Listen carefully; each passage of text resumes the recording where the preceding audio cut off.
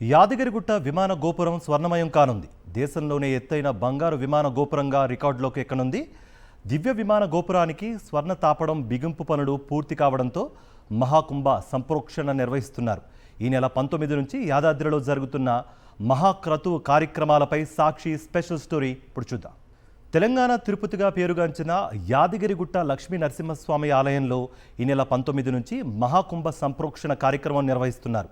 ఇప్పటికే గర్భగుడిపై ఉన్న పంచతల దివ్య విమాన గోపురానికి స్వర్ణతాపడ పనులు పూర్తి కావడంతో 5 రోజుల పాటు పంచరాత్ర ఆగమ శాస్త్రం ప్రకారం స్వర్ణ దివ్య విమాన గోపుర మహాకుంభాభిషేకం ప్రతిష్టా మహోత్సవాలు జరగనున్నాయి.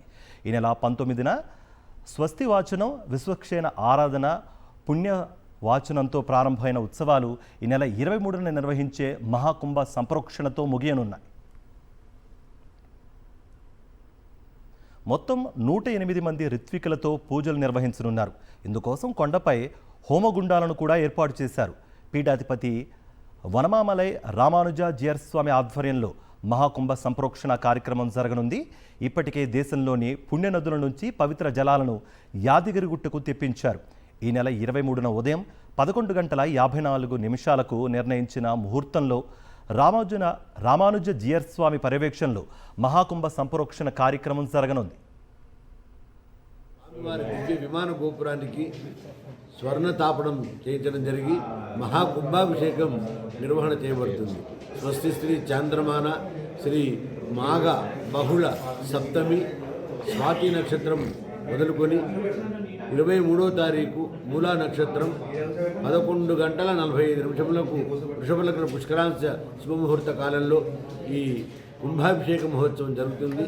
దీనికి రాష్ట్ర ముఖ్యమంత్రి వర్యులు శ్రీమాన్ యనమల రేవంత్ రెడ్డి గారు వారు స్వయంగా విచ్చేసి ఈ కార్యక్రమాన్ని విజయవంతం చేసి తెలంగాణ ప్రజలకు అంకితం చేస్తారు. నారసింహుడి గర్భగుడిపై 50.5 అడుగుల ఎత్తులో దివ్య విమాన గోపురానికి బంగారు తాపడాల బిగింపు పూర్తి కావడంతో ఇది దేశంలోనే అత్యంత ఎత్తైన స్వర్ణ గోపురంగా రికార్డులోకి ఎక్కినట్లుగా అయింది.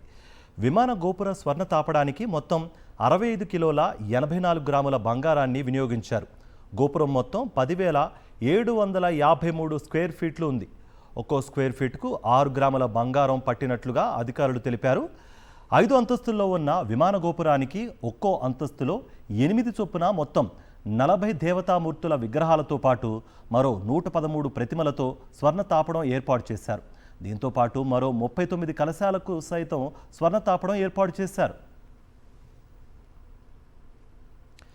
ఇక ఈ నెల 23న జరిగే మహాకుంభ సంప్రోక్షణ కార్యక్రమానికి సీఎం రేవంత్ రెడ్డితో పాటు డిప్యూటీ సీఎం భట్టి విక్రమార్క ఇతర మంత్రులకు ఆహ్వానం పంపించినట్లుగా ఈవో తెలిపారు.